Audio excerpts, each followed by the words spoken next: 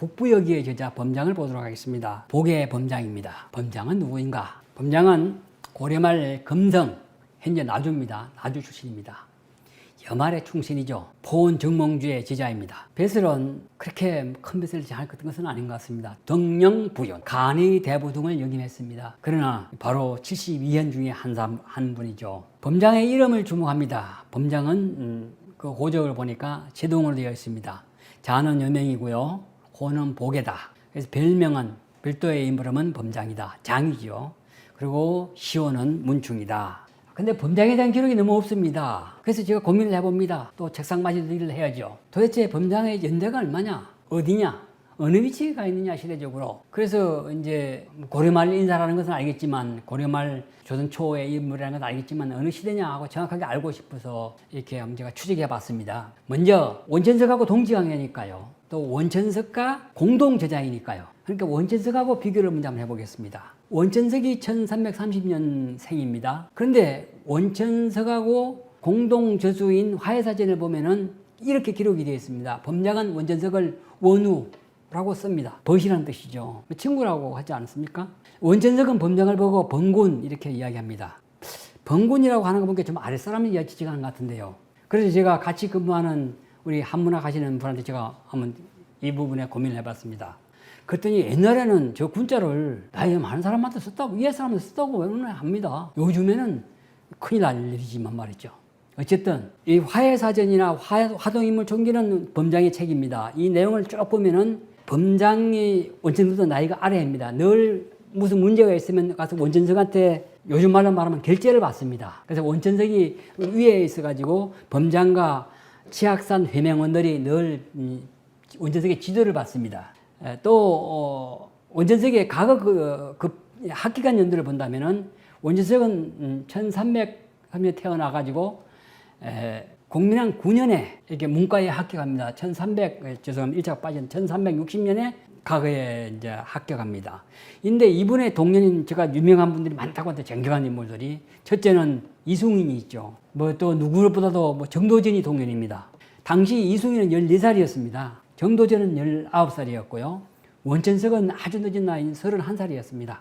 아무튼 범장은 이때보다 9년 뒤인 공민왕 18년 1369년에 문과에 합격합니다. 자, 이런 것을 여러 가지를 봤을 때 범장의 출생 연대는 언제냐? 원천석과 같은 나이 1330년이나 그 밑이다. 근데 최근에 제가 자료를 하나 제공받았어요. 여말 충의열전이라는 책인데요. 고려 숭의에서 출판부에서 고려 숭의의 출판부에서 나온 것입니다. 1994년에 출판됐는데 거기에 보면 범장이 1342년생이라고 해요.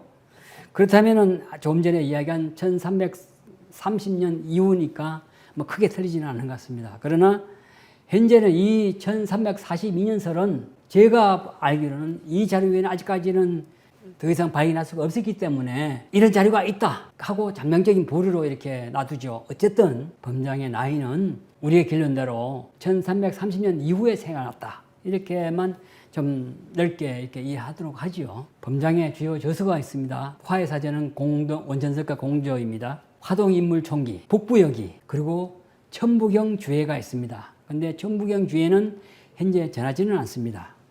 태백일사에 나오는 이야기죠. 자, 천보사 사건 이야기는 이암 이야기를 하면서 다뤘기 때문에 회제에 있는 이야기만 그냥 읽도록 하겠습니다. 범장은 조정의 출사하기 34년 전 젊은 시절에 이암 이명과 함께 소정고사로부터 고서를 전서받았다. 그때 세 사람은 국호만 살아있을 뿐 주권을 상실한 고려의 현실을 통달하며 반드시 한민족사를 되찾을 것을 굳게 결의하였다. 이 3인의 결의 사건 덕분에 한국사 회복의 길에 서강이 비치게 된 것이다. 자, 이렇게 천부산을 해제해서는 이야기하고 있습니다. 자, 바로 이 천부사 사건의 주인공이 천부사 사건이라고 이렇게 한 것에 대해 오해하지 마시기 바랍니다. 이것은 제가 쓴 임시 용어입니다. 천부산에서 소정서로 책을 받은 그런 하나의 일이다. 이렇게 이해해 주시기 바랍니다. 이후 범장이 쓴 책이 바로 북부여기와 가서본 부여기이다. 출사하기 전에 썼는지 고려가 망한 후에 낙항에 썼는지 시기는 불분명하다. 그러나 원나라 속국으로 전략한 고려가 다시 일어나 한민족의 옛 영광을 회복하여 고조선, 북부여, 고구려, 백제, 신라, 가야 사국시대, 대진신라, 남북국시대, 고려로 이어지는 국통맥을 후대에 온전히 전하기를 바라는 애국 충정의 발로에서 부여사를 저유하였음은 분명하다. 이암, 이명, 범장 이 세 분이 우리 역사의 참모습을 드러내는 공덕은 천추만대에 길이 남을 것이다. 우리 해지에 있습니다. 치악산 해명에 대해서는 아까 원동준 부분에서도 언급을 했습니다. 화해전도 이제 뭐 몇 번 말씀을 드렸기 때문에 했습니다.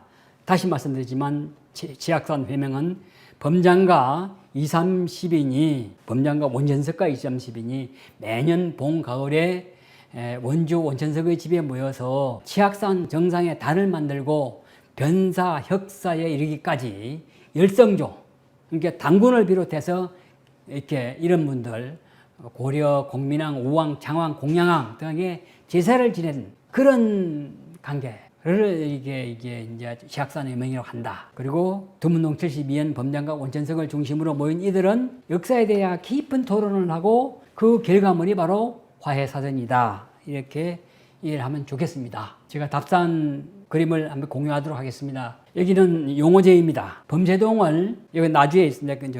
강주 근처에 있습니다. 범세동을 주벽으로 모신 금성범씨 제실입니다. 용호제라고 하지요. 이거 보면 아주 풍광이 좋습니다. 언젠가 여러분들도, 회원님들도 반드시 여기 한번 답사 보시기 바랍니다. 자, 바로 이 용호제 안에 복의 범세동 유업이가 있습니다. 그림과 같습니다. 자, 그리고 나서 여기서 이제 가로질러 가지고 바로 이 용호제에서 강족시대를 가로질러 가지고 나주 쪽으로 쭉 가다 보면은 저 팻말 범세동 선생 묘가 보입니다. 저기서 또 산속으로 들어가면은 금성범씨의 묘역이 있습니다. 그 산길로 쭉 올라가면은 말이죠. 바로 이 금성범씨 묘역입니다. 시간이 없지만은 이야기 한 마디 꼭 하고 싶습니다. 우리 성가에서는요, 여기서 성가는 불교의 이제 참선을 유지한 우리 선종의 성가입니다. 성가에는 무슨 선을 하기 위해서는 세 가지 커다란 마음을 가지라고 합니다. 첫째는 대신심입니다.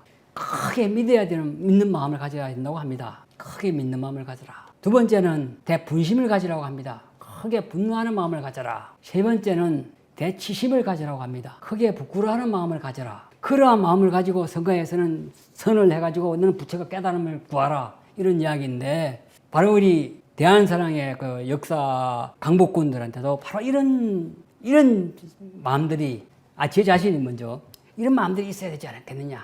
죄송합니다. 이런 이야기를 들어서. 하나 정말 우리는 역사를 믿고 우리가 하는 일을 믿고 또 역사를 외국 같은 주위의 세력들한테 분노하고 또 그것을 막지 못했던 우리 선배들, 조상들 또 현재 나의 핏줄 부끄러움 듣기도 하고 그래서 그 세 가지 큰 마음을 가지고 우리가 해야 되겠다. 왜 제가 이런 말씀을 드리는 거나 하면은 바로 제가 이제 범세동 묘, 범장의 묘를 찾아서 제가 2번을 답사를 했는데요. 2번째 답사하니까 정말 처음에는 가가지고 여기서 2시간을 헤맸습니다. 했는데 2번째 가니까 저보다 먼저 온 사람들이 있더라고요. 그래서 나는 그렇게 힘들게 찾았는데 이분들이 누군데 도대체 나보다 먼저 와가지고 이렇게 해서 이렇게 이든가 하여튼 막 사진도 찍고 난리가 났더라고요. 그래서 약간은 아까 조금 전에 이야기한 세 가지 마음도 나도 있어가지고 좀 분노도 하고 조금 부끄럽기도 하고 그래서 가봤더니만은 물어보니까 그때 대한사랑은 없었죠. 그러나 역사를 사랑하는 사람들 지금 그분들이 다 대한사랑의 강복군들입니다. 뭐 이름 제가 달면 누군지 알 겁니다. 바로 그분들이 와서 와가지고 이렇게 답사를 하고 있더라고요. 그래서 제가 깜짝 놀랐습니다. 반갑기도 하고요. 그래서 바로 이 범장의 묘를 보니까 바로 그분들이 생각납니다. 여기가 바로 범세동의 묘입니다. 묘역의 한 중앙에 있습니다. 무인석들이죠. 무인석도 참 이쁘기도 하지요.